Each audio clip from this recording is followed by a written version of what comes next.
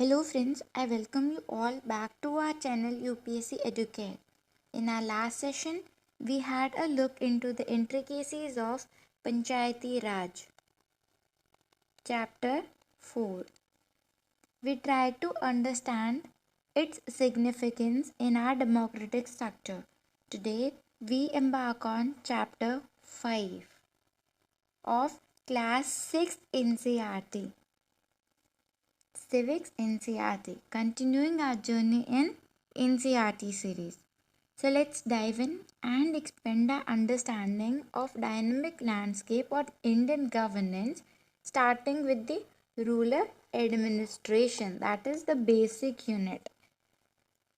Do not forget to like, share and subscribe our channel for more educational content tailored for your UPSC journey. So without wasting our time, let us begin the chapter. The chapter is rural administration. पिछला chapter पंचायती राज था, तो हमने political institution देखा पंचायती राज का. अब जो भी decision sarpanch और ले रहे हैं, विलेज पंचायत ले रही है, हमने 3 लेवल देखे पंचायत के, वो सब जो भी डिसीजन ले रहे हैं उसका इम्प्लीमेंटेशन कैसे हो रहा है, एडमिनिस्टर कैसे हो रहा है वो एरिया, वो हम इस चैप्टर में पढ़ने वाले हैं. चैप्टर शुरू होता है अ क्वेरल इन द विलेज. एक विलेज में एक बहस चल रही है, वहाँ से एक लड़ाई हुई है, वहाँ से ये चैप्टर शुरू होता है. ठीक है, ये एक एग्जाम्पल दिया है. इसमें 2 कैरेक्टर, एक मोहन है एक रघु है. मोहन जो है ना, ये एक स्मॉल फार्मर है, he is a small farmer. But if we talk about Raghu, he owns many fields. इनकी तो बहुत सारी फील्ड्स हैं. ठीक है, further in addition to it, इनके जो अंकल हैं वो सरपंच भी है गांव के. He is also the sarpanch. So politically as well as economically Raghu जो है वो स्ट्रॉन्ग है. ठीक है, अब स्टोरी कैसे शुरू होती है, जैसे ये मोहन के लैंड है और ये पास में ही रघु की लैंड है. इसको सेपरेट करने के लिए जो बाउंड्री है उसे बोलते हैं बंद. उसे क्या बोलते हैं, बंद. So it is a border, you can say it is a boundary. It separated the lands of Mohan and Raghu. एक दिन जब सुबह वो आते हैं ना, it will be bound, by you. Okay, एक दिन सुबह जब मोहन आता है तो वो देखते हैं कि रघु ने जो ये बंड है ना, इसे यहाँ पर शिफ्ट कर लिया है. ठीक है, इसे यहाँ पर शिफ्ट कर दिया, जो पहले यहाँ थी अब उसको शिफ्ट करके यहाँ कर दिया. इसका मतलब रघु की ज़मीन का एरिया जो बढ़ गया, लेकिन मोहन की ज़मीन का एरिया कम हो गया है. Okay, because Raghu has shifted this bund, it has increased his own land area, but it has decreased the land area of Mohan's farm. Because of this, they both had an heated argument. दोनों के बीच में अच्छी वाली बहस होती है. रघु जो है वो क्या करता है, अपने हेल्पर्स को बुला लेता है. ठीक है, उसके जो काम करने वाले होते हैं उन्हें बुला लेता है. वो सारे मिल करके मोहन पे चिल्लाते हैं और उसके बाद में पहले तो शाउट करते हैं, चिल्लाते हैं, उसके बाद में इवन वो मोहन को मारते हैं. ठीक है, बहुत ज़्यादा जब मोहन को मारता है तो मोहन भी चिल्लाता है और सारा शोर वगैरह सुन करके जितने भी आसपास में जो भी नेबर थे, जो आसपास में काम कर रहे थे, वो सारे आते हैं और मोहन को जो है रेस्क्यू करते हैं. मोहन को क्या करते हैं, बचा लेते हैं, रेस्क्यू करते हैं, वो यहाँ से ले जाते हैं. फिर वो मोहन को जो भी बेसिक फर्स्ट एड चाहिए होता है, क्योंकि उन्हें बहुत ज़्यादा लग जाती है तो बहुत खून आ रहा होता है, तो एक बेसिक फर्स्ट एड जो है वो मोहन को प्रोवाइड करते हैं. उनके जितने भी विलेज के जो आसपास के जो लोग आए होते हैं ना, उनके नेबर्स, वो प्रोवाइड करता है. उसके बाद में उन सब में एक मोहन का दोस्त होता है जो पोस्ट ऑफिस को भी रन करता है. ठीक है, पोस्ट ऑफिस को भी रन करते हैं. ये एक सजेशन देते हैं. तो अब बात करते हैं इनके सजेशन की. तो सजेशन क्या है कि आप पुलिस रिपोर्ट फाइल करो. ये जो इंसिडेंट हुआ है इसको लेकर के एक पुलिस रिपोर्ट जो है वो आप फाइल करो. बाकी जो लोग होते हैं, जो और जो नेबर्स आए होते हैं, वो बोलते हैं कि it will be a wastage. ठीक है, वेस्टेज है मनी का भी और वेस्टेज है टाइम का भी. क्यों, क्योंकि कोई आउटकम तो आना नहीं है. ये फिनेंशियली भी बहुत पावरफुल है, पॉलिटिकली भी पावरफुल है. तो ये जो है ये पुलिस को कन्विंस कर लेंगे, ठीक है। ये इनका स्टेटमेंट था। लेकिन फाइनल डिसीजन ऑब्वियसली किसका होने वाला था? मोहन का होने वाला था, ठीक है। तो मोहन ये डिसाइड करता है कि वो पुलिस स्टेशन जाएगा और कुछ लोग जो वहाँ पे मौजूद थे जिन्होंने ये सब कुछ होते हुए देखा, जो मोहन को रेस्क्यू करके लाए हैं, वो सारे साथ में जाएंगे एज एन आई विटनेस और उसकी हेल्प से वो लोग जो रिपोर्ट फाइल करनी है वो करेंगे। अब area of the police station को लेकर के भी एक बहस होती है। जो वो रास्ते में जा रहे होते हैं तो नेबर वन जो है, एक नेबर जो होता है ना, वो ये बोलते हैं कि हम थोड़े से ज़्यादा पैसे लगा के, ठीक है, थोड़े से ज़्यादा पैसे लगा करके किसी अच्छे पुलिस स्टेशन, जो आपका मेन पुलिस स्टेशन है, जो मेन पुलिस स्टेशन है, क्यों ना वहाँ जा कर के हम कंप्लेन फाइल करते हैं। यहाँ तो कोई फ़ायदा नहीं है भाई, हम टाइम ही दे रहे, पैसा ही दे रहे, तो थोड़ा ज़्यादा लगा के पास वाले पुलिस स्टेशन में जाके फाइल आउट करके आता है, जो मेन पुलिस स्टेशन है, बजाय इसके। मोहन जो है ना, वो बोलते हैं कि नहीं, ऐसा पॉसिबल नहीं है। वाई? वो बोलते हैं कि ऐसा पॉसिबल नहीं है। तो उनसे पूछा गया कि क्यों, तो वो बोलते हैं कि we are bound to file a report in this police station only because our village it comes in the area of this police station only. That means हम जिस गांव में रहते हैं वो गांव का पुलिस स्टेशन जो है ना, वो यही है। इसी पुलिस स्टेशन के इसका जो भी एरिया है उसी के अंडर हमारा गांव आता है, ठीक है। तो हमारी मजबूरी है कि हम जाके यहीं पे रिपोर्ट करें, बात पैसे की नहीं है यहाँ पे, ठीक है। तो कंक्लूजन क्या निकलता है इससे, आप क्या सीखते हो कि हर पुलिस स्टेशन का ना एक एरिया होता है। हर पुलिस स्टेशन का क्या है, एक एरिया होता है। और जो ये पुलिस स्टेशन में जाकर के जब ये रिपोर्ट कर देते हैं, तो ये रिपोर्ट किस बारे में होता है? तो ये रिपोर्ट अलग अलग मैटर्स पे होता है। जैसे चोरी हुई है, कोई रॉबरी हो गई है, थेफ्ट है, रॉबरी है, डकैती हो गई, कोई एक्सीडेंट हो गया है, कोई इंजरी हुई है किसी को, हो सकता है कोई फाइट हो गई हो, ठीक है। तो ये सारी रिपोर्ट जो भी करना है ना, वो पास के पुलिस स्टेशन में ही हमें करना होता है। जहाँ पे भी इंसिडेंट हुआ है वो एरिया कौन से पुलिस स्टेशन के अंडर आता है, इस पे डिपेंड करता है कि उसकी जो रिपोर्ट फाइल होनी है वो कौन से पुलिस स्टेशन में होगी, ठीक है। एक चीज़ ये कंक्लूजन निकला। सेकंड, हमें पता चलता है कि पुलिस स्टेशन जो है ना, उसकी कुछ रिस्पॉन्सिबिलिटीज़ हैं, ठीक है। उसमें से पहली रिस्पॉन्सिबिलिटी क्या है कि जब भी उसके एरिया में कोई भी मैटर होता है तो उसको क्या है, रिपोर्ट करना होगा। They have to report the matter of an area. जिस एरिया का वो इंचार्ज है, उनके उस एरिया में अगर कोई भी इंसिडेंट होता है तो ये रिपोर्ट करते हैं। Second thing, inquire, investigate and take actions. तो जो भी मैटर वाइज जिसकी रिपोर्ट आई है उसको सबसे पहले तो इंक्वायर करेंगे कि अच्छा क्या क्या हुआ है, फिर इन्वेस्टिगेट करेंगे कितना सच है कितना झूठ है, फिर जो भी उन्हें एक्शन लेना है वो एक्शन लेंगे। किसी को अरेस्ट करना है, वार्निंग देनी है, क्या करना है, वो सारा जो मैटर है ये पुलिस करती है। तो ये दो चीज़ें हमने यहाँ पे सीख ली। Next is the work at the police station. अब पुलिस स्टेशन पे एग्जैक्टली वहाँ जब वो जाता है तो क्या होता है, उससे हमें पता चलेगा कि पुलिस स्टेशन पे काम क्या क्या हुआ। तो what happened in the police station. Mohan report करने गए हैं, अब एग्जैक्टली होता क्या है। मोहन जो है वो, देखो, एक पुलिस स्टेशन के जो हेड होते हैं ना, उन्हें बोलते हैं SHO, station house officer.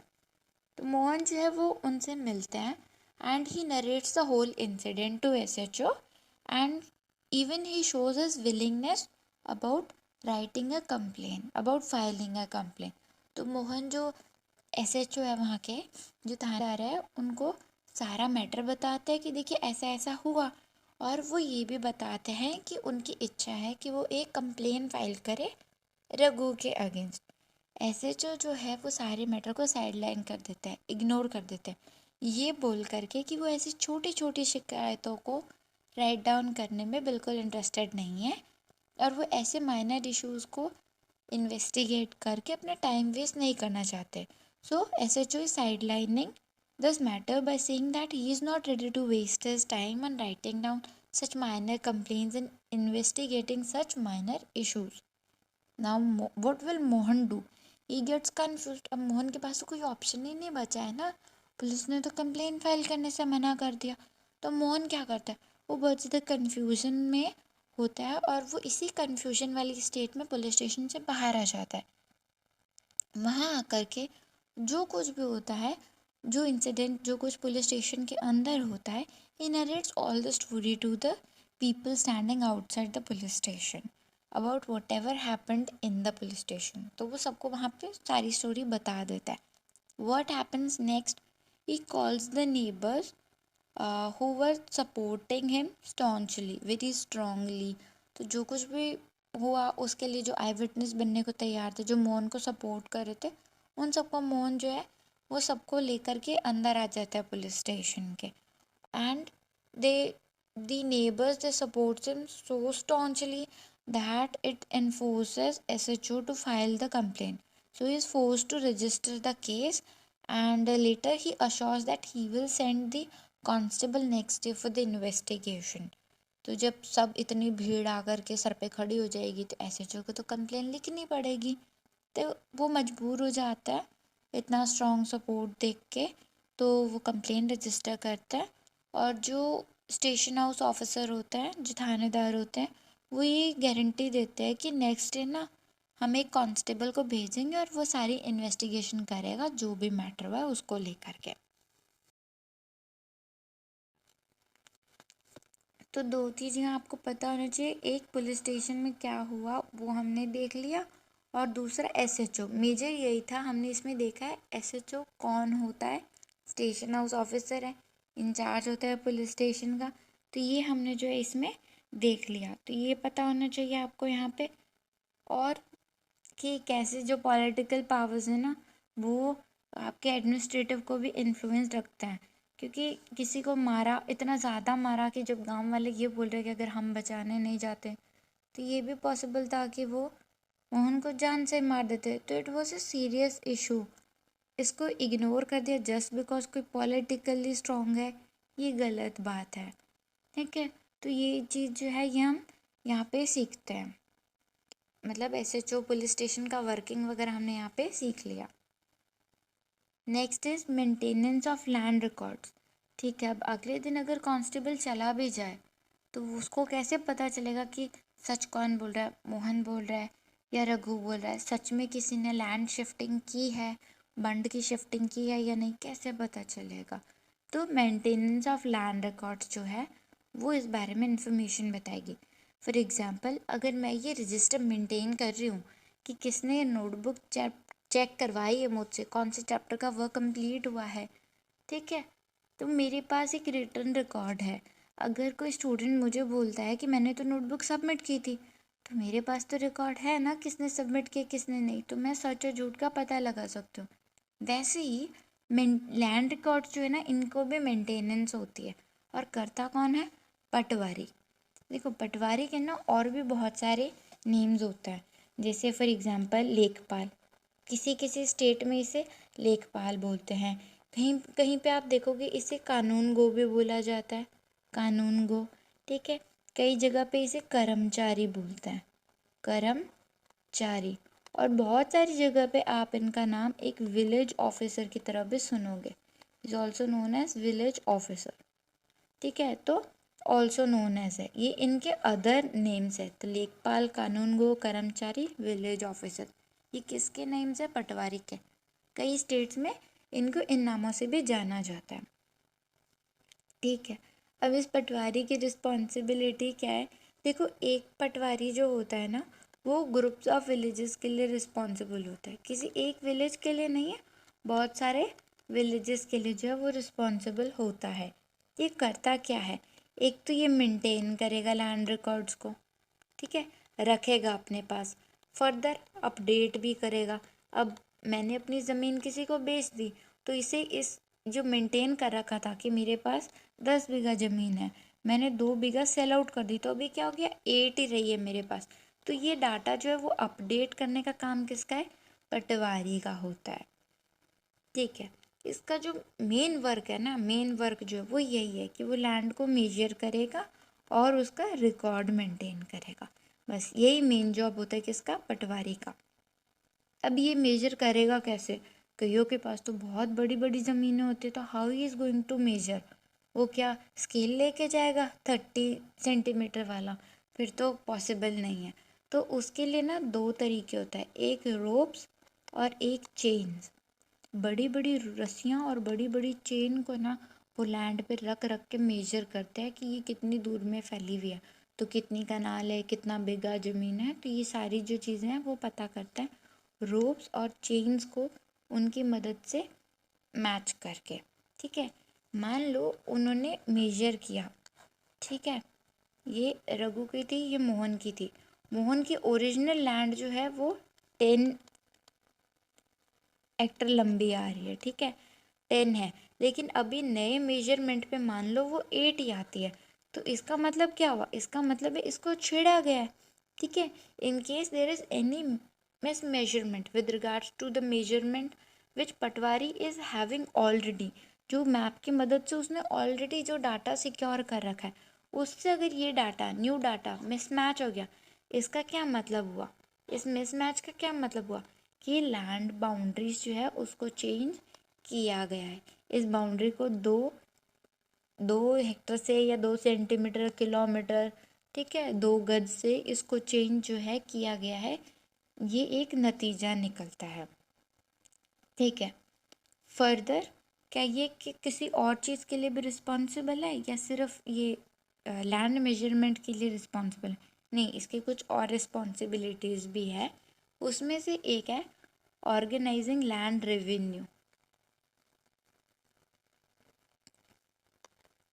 Collection from farmers, land revenue का कलेक्शन,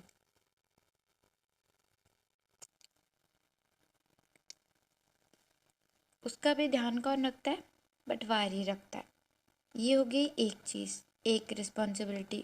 और इसकी कोई रिस्पॉन्सिबिलिटी, हाँ, वो गवर्नमेंट को इन्फॉर्म करता है, किसको इन्फॉर्म करता है, गवर्नमेंट को, with regards to what, crops grown, कौन सी फसल किसने उगाई है, इस बारे में सरकार को बताने की जिम्मेदारी भी किसकी है, पटवारी की है। क्योंकि जब तक गवर्नमेंट को पता नहीं होगा कि किसने क्या उगाया है, वो टैक्स कैसे चार्ज करेंगे, तो इसके लिए, और अगेन इस काम के लिए भी अपडेट करना बहुत ज़रूरी है, क्योंकि हो सकता है कल तक मेरे खेत में कुछ भी नहीं होता था, मैं सिर्फ वीट ग्रो करती थी, हो सकता है मैं आज वीट के साथ साथ राइस भी ग्रो कर रही हूँ, पॉसिबिलिटी है। हो सकता है मेरे लैंड में पहले पानी जो है मैं अपने पड़ोस वाले लैंड के कुएं से लगा रही थी या किसी कनाल की वजह से लगा रही हूँ, और आज मैंने अपने खेत में इस साल कुआं बना लिया, I may have dug the well. तो इसके लिए सारे अपडेशन जो है वो कौन करेगा, पटवारी करेगा। रिस्पॉन्सिबिलिटी किसकी है, पटवारी की है। ठीक है, तो फार्मर्स ने कौन सी क्रॉप्स लगाई है, किसने वेल को डग आउट किया या नहीं, कुएं खोद दिया या नहीं, इस सब का जो ट्रैक रिकॉर्ड है मेंटेन कौन करता है, पटवारी। अब पटवारी ढंग से काम कर रहा है या नहीं, कैसे पता चलेगा, कोई तो मॉनिटर करने वाला होना चाहिए ना। तो हाँ, बिल्कुल है, ये ड्यूटी होती है रेवेन्यू डिपार्टमेंट के ऑफिसर्स की। रेवेन्यू डिपार्टमेंट, रेवेन्यू डिपार्टमेंट में जो सीनियर मोस्ट ऑफिसर्स होते हैं ना, वो सुपरवाइज करते हैं पटवारी के वर्क को। ठीक है, तो ये स्टेट लेवल पे होता है, तो ये स्टेट लेवल वाले फिर डिस्ट्रिक्ट, डिस्ट्रिक्ट से नीचे होते हैं तहसील, तहसील को तालुकास भी बोलते हैं। ठीक है, तो इन सब का एफिशिएंट मैनेजमेंट जो है वो बहुत बहुत ज़्यादा ज़रूरी है। देखो, एक स्टेट को बहुत सारे डिस्ट्रिक्ट्स में बांटा जाता है, वैसे ही एक डिस्ट्रिक्ट को बहुत सारे तहसील्स पे बांटा जाता है। इन तहसील्स को ना, इनको तालुकास भी बोलते हैं, दो नाम है इसके। ठीक है, तहसील और तालुकास। तो इन सब में जितना भी लैंड के मैटर्स को लेकर के मैनेजमेंट है वो बहुत एफिशिएंट तरीके से हो, इसलिए हमारे पास पटवारीज होते हैं। ठीक है, अब अगर इन सब की बात करो तो डिस्ट्रिक्ट लेवल पे जो हेड होता है ना रेवेन्यू डिपार्टमेंट में, उसे बोलते हैं डिस्ट्रिक्ट कलेक्टर।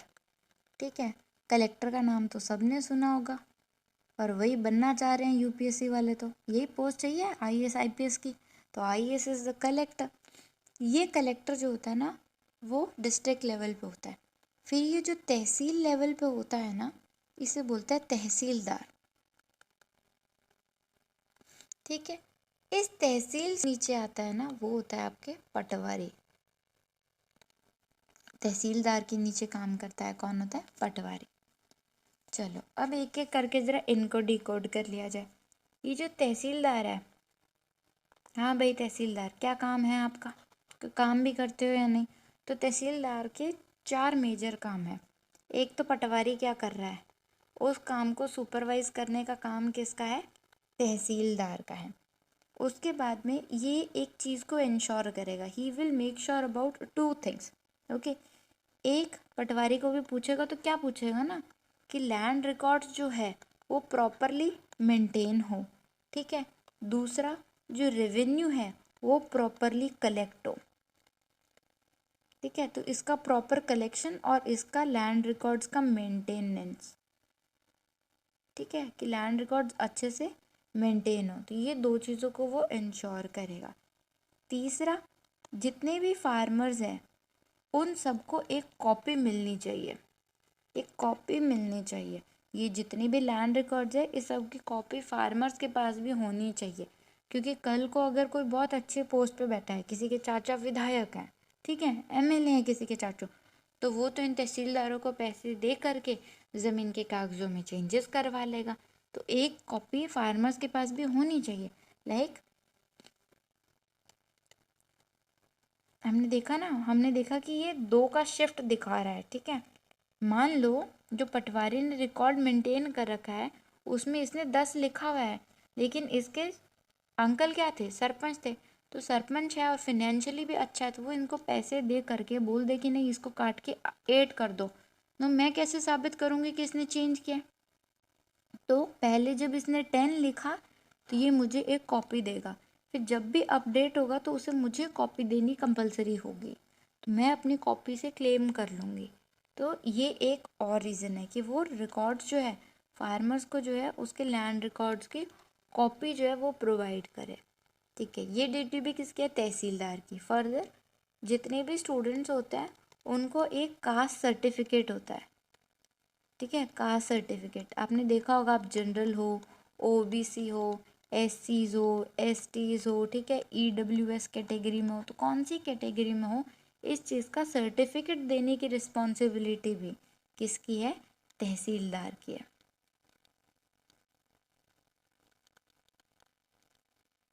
ये किसकी है? ये ड्यूटी तहसीलदार की है।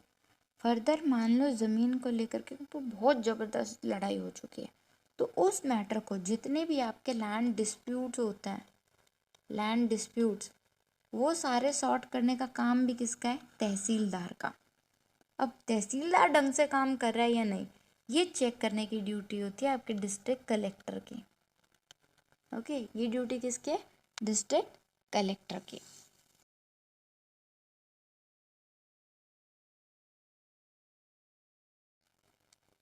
तो सबसे नीचे पटवारी, पटवारी से ऊपर तहसीलदार, इससे ऊपर डिस्ट्रिक्ट कलेक्टर, ये हेड होता है बिल्कुल।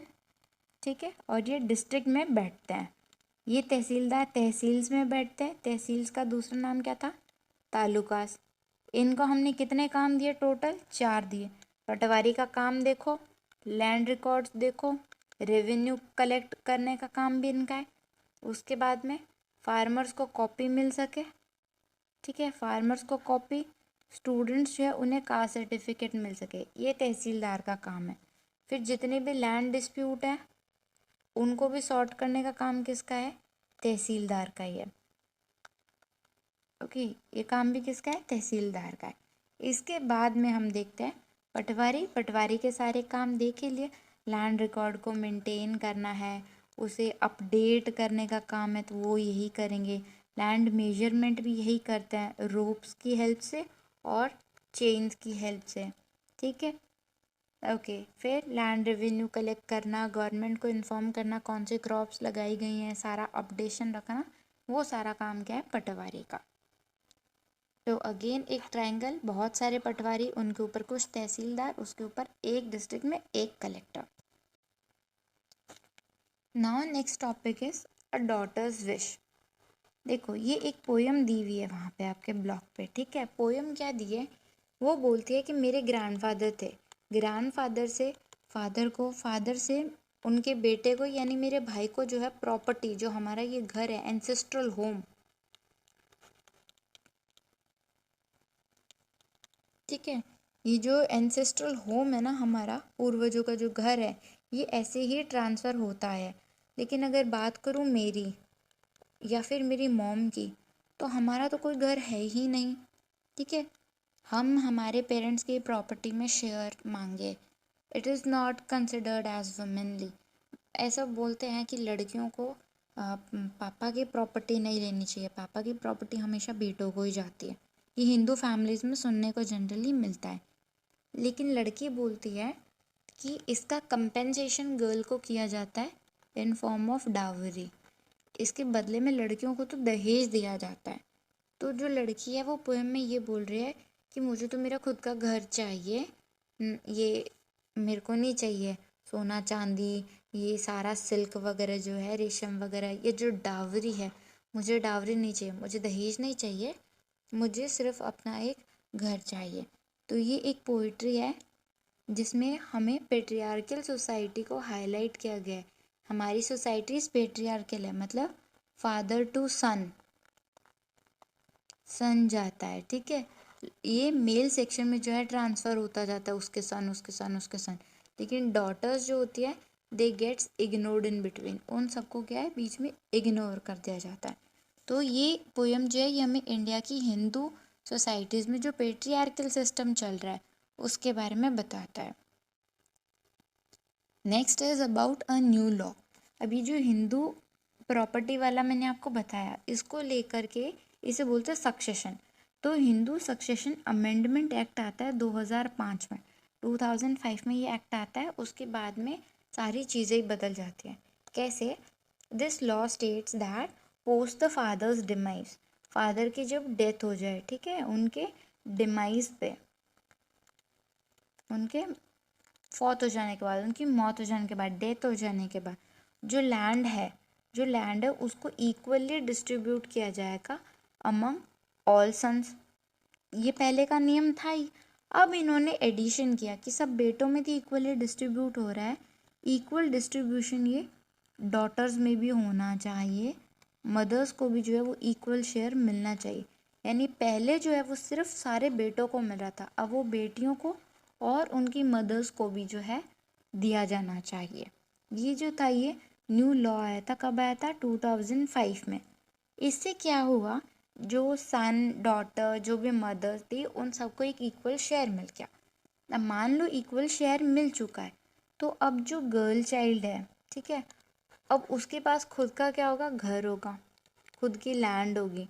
तो इन केस उसके इन लॉज उसे अच्छे से ट्रीट नहीं कर रहे हैं, ठीक है, या उसके हस्बैंड की डेथ हो गई है, या किसी वजह से किसी मतलब कुछ ऐसा हो गया है, अनफोर्सिन कंडीशंस हो गई हैं, तो लड़की के पास डिपेंड उसे जा कर के अपने भाइयों से भीख नहीं मांगनी पड़ेगी। She don't have to beg to her brothers कि please help me out, even if there is nobody to help her out financially, ठीक है, कोई उसको फिनेंशियली अगर हेल्प आउट नहीं भी कर रहा है तो उसके पास ये ज़मीन है जिसके ऊपर वो डिपेंड कर सकती है, जहाँ से उसकी जो भी कमाई है उसको वो खुद का बता के यूटिलाइज कर सकती है, ठीक है।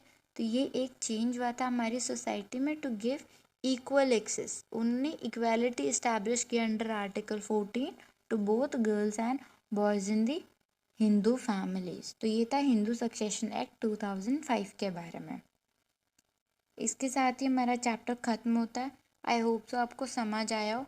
बेसिक चीज़ें हैं वो यही थी, एक हिंदू सक्सेशन एक्ट क्या है, ठीक है, तहसीलदार कौन होता है, एसएचओ कौन है, पटवारी कौन है, इन सब की ड्यूटीज़ क्या है, कलेक्टर के बारे में देखा हमने, ठीक है।